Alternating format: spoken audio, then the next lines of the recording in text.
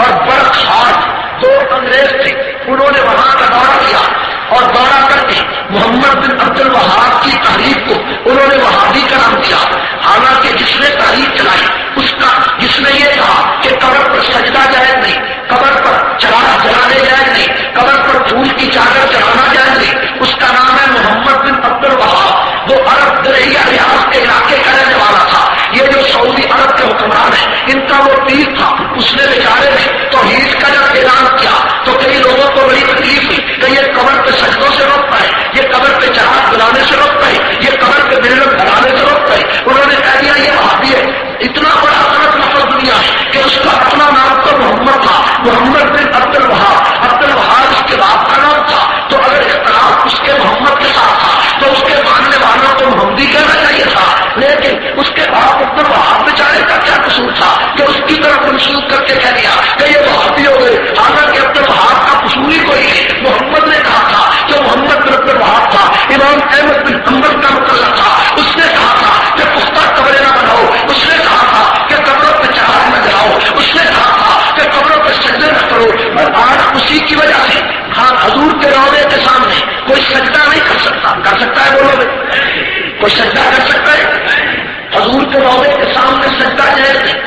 لاہور میں دادا علی حجویری کے مزار پر تم سجدہ کرتے ہو، بابا فرید الدین گنج شکر کے مزار پہ سجدے کرتے ہو، سلطان فاروق کے دربار پہ سجدہ کرتے ہو، لیکن پیغمبر کی قبر پہ سجدہ نہیں کر سکتے، اس لیے نہیں کہ وہاں سعودی عرب کی حکومت ہے، اس لیے کہ میرے پیغمبر نے فرمایا وفات سے چند مہینے سے پہلے حضور نے فرمایا لعن اللہ الیہود والنصارى اتخذوا قبور انبیائہم مساجدا، یہودیوں اور عیسائیوں پہ لعنت ہو کہ انہوں نے اپنے نبیوں کی قبروں پہ سجدہ بنا لیا تھا، واتخذ علیہم السجود، اور نبیوں کی قبروں پہ چراغ چلانے شروع کر دیے تھے۔ پیغمبر نے ان پر لعنت فرمائی اور حضور نے دعا فرمائی اللہم لا تتخذوا قبری وثنا یعبد، اے اللہ میری قبر کو سجدہ خانہ بنانا۔ میرے پیغمبر کی یہ دعا قبول ہو گئی، اور میرے پشاور کے نوجوان توجہ کر، اگر کسی کی قبر پہ سجدہ جائز ہوتا تو ابو بکر و عمر میرے پیغمبر کی قبر پہ سجدہ کرتے،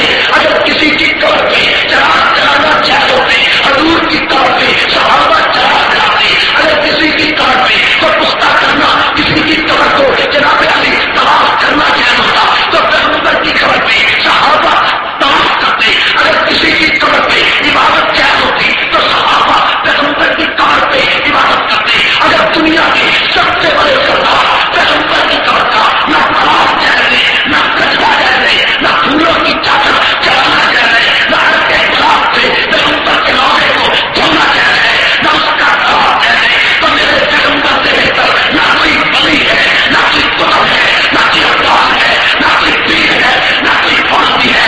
اور اگر سب سے بڑے دنیا کے سردار کی قبر پہ سجدہ جائز نہیں تو کسی ولی کی قبر پہ بھی نہ سجدہ جائز ہے، نہ چراغ چلانا جائز ہے۔ جو سجدہ کرتا ہے وہ مشرک ہے، چراغ چلاتا ہے وہ مشرک ہے، طواف کرتا ہے وہ مشرک ہے، اور پھولوں کی چادر چڑھاتا ہے وہ مشرک ہے، ہر کے گلاب سے روزوں کو چڑھاتا ہے وہ مشرک ہے۔ یہ کام جائز ہوتے تو سب سے بڑے پیغمبر کی قبر پر جائز ہوتے، حضور کی قبر پر جب جائز نہیں تو دنیا کا کوئی ولی محمد رسول اللہ کا مقابلہ نہیں کر سکتا۔ اخبار میں آتا ہے کہ فلاں وزیر صاحب دادا علی حجویری کے مزار پر پھولوں کی چادر چڑھا رہے تھے، اخبار میں آتا ہے یہ میں کہتا ہوں وہ ایک وزیر کیا سارے پاکستان کے وزیر مل کر کسی کی قبر پہ چادر چڑھائے ان کے مشرک ہونے میں کوئی شک نہیں ہے۔ کلمہ بدل نہیں رہا، دین بدل نہیں رہا، اور تمہیں ان لوگوں کو تو مکے سے خدا نے دنیا میں نکال دیا، اور نکالا یا نہیں نکالا؟ اور پاکستان کے مشرقوں کو مکے سے نکالا گیا کہ نہیں؟ کیوں نکالا گیا؟ ایک آدمی مجھے کہنے لگا کہ مکے کے مشرقوں سے مکے کے اندر ان بریلویوں کو جانے کیوں نہیں دیتے؟ میں نے کہا اللہ نے ان کو سزا دی ہے، اللہ نے ان کو، انہوں نے کہا کیسی سزا؟ میں نے کہا پاکستان کی مسجدوں سے انہوں نے تبلیغی جماعت کو نکالا۔ کس کو نکالا؟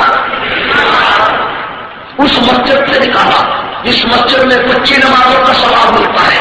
انہوں نے تبلیغی جماعت کو ان مساجد سے نکالا جہاں 25 نماز کا ثواب ملتا ہے، اور اللہ نے فرمایا مجھے بھی کبریا نہ کہنا اگر تمہیں وہاں سے نہ نکالوں جہاں 1 لاکھ کا ثواب ملتا۔ آج مکے اور مدینے میں نورانی اور نیازی داخل نہیں ہو سکتے۔ کوئی ایسا مردود عاشق بھی ہے جس کا داخلہ محبوب کی گلیوں میں بند کر دیا جائے؟ کوئی ایسا مردود بھی ہے؟ تمہیں پتا ہے کہ صرف نورانی نیازی نہیں بلکہ ان کے 54 علماء کا داخلہ سعودی عرب میں بند ہے۔ 54 علماء کا، کتنے علماء کا؟ مکے میں داخلہ بند کیوں ہے؟ اس لیے کہ مشرک مکے میں داخل ہو ہی نہیں سکتا، اور حضور کی ایک حدیث ہے، حضور نے فرمایا قیامت تک دجال مکے مدینے نہیں آ سکتے۔ ٹھیک ہے، جا سکتے؟ جب ان پر پابندی لگی تو ہم نے شاہ صاحب کو مبارکباد دی، ہم نے کہا تمہیں مبارک ہو، تم نے قرآن کی اس آیت پہ عمل کیا ہے، انما المشرکون نجس فلا یقربوا المسجد الحرام، کہ مشرک پلید ہوتا ہے اس کو کعبے کے قریب نہ آنے دیا جائے۔ تمہیں پتہ ہے مولوی احمد رضا بریلوی نے ایک کتاب لکھی جس کا نام ہے الحجۃ المقتنعہ لمن یجوز التباع الحجہ۔ اس کتاب میں مولوی احمد رضا بریلوی کہتا ہے کہ جب تک مکے مدینے پر سعودیوں کی حکومت ہے ساری دنیا کے مسلمانوں کو چاہیے کہ حج کرنا بند کر دے۔ یہ مولوی احمد رضا بریلوی کی کتاب ہے۔ حج کرنا لوگوں کے بعد نہیں کیتا۔ مجھے بڑا افسوس ہوتا ہے، ادھر کہتے ہیں نبی مختار کل، کہتے ہیں نا نبی مختار ہر چیز پہ اختیار ہے، اور ادھر کہتے ہیں مصلی رسول پہ گستاخ صحابی کھڑا ہے۔ اور اگر نبی مختار کل ہے تو گستاخ مصلی پر کیسے آیا؟ کوئی بات سمجھ نہیں آئی؟ اگر نبی مختار کل تو مصلی پہ گستاخ آ سکتا ہے؟ اگر ہر چیز پہ اختیار ہے تو پھر پیغمبر نے اس گستاخ کو مصلی سے ہٹایا کیوں نہیں؟ پشاور کے مسلمان، تیری مسجد ہو، تیری مرضی کے بغیر امام نہیں آ سکتا، میری مسجد ہو، میری مرضی کے بغیر امام نہیں آ سکتا، قاری ارشاد اللہ نے مسجد بنائی ہو، اس کی مرضی کے بغیر امام نہیں آ سکتا، تو پیغمبر کو اتنا عاجز بنا دیا کہ مسجد پیغمبر کی ہو اور نبی کا دشمن مصلی پہ آ جائے۔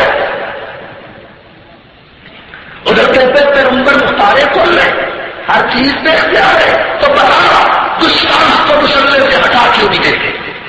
اگر میرے پیغمبر کو وہ مکے کا امام مدینے کا امام پسند ہے تو ساری دنیا کو وہ امام پسند ہے۔ ٹھیک ہے نا؟ مکے سے حاجی آتا ہے کھجوریں لے کر آتا ہے کہ یہ کھجوریں اس میں بڑی برکت ہے۔ یہ جی مکے مدینے والیاں نے، کتوں آئیاں نے؟ یہ جی مٹی ہے خاکے شفاعت ہے، یہ جی پانی ہے مکے مدینے کا۔ کیوں بھائی؟ مکے مدینے کے پانی میں اتنی برکت آ گئی، مکے کی مدینے کی مٹی میں اتنی برکت آ گئی، مکے کی کھجوروں میں مدینے کی کھجوروں میں اتنی برکت آ گئی کہ تو اس کو چومتا پھرے، اور اس آدمی میں برکت آئی کوئی نہیں جو نبی کے مصلی پہ کھڑا ہے۔ نہیں گال نہیں سمجھی؟ مٹی میں برکت آ گئی، پانی میں برکت آ گئی، چادر میں برکت آ گئی، لیکن آدمی بے برکت آ گیا کہ مصلی پہ کھڑا ہے آج تک اور اس کو روکنے والا کوئی نہیں ہے۔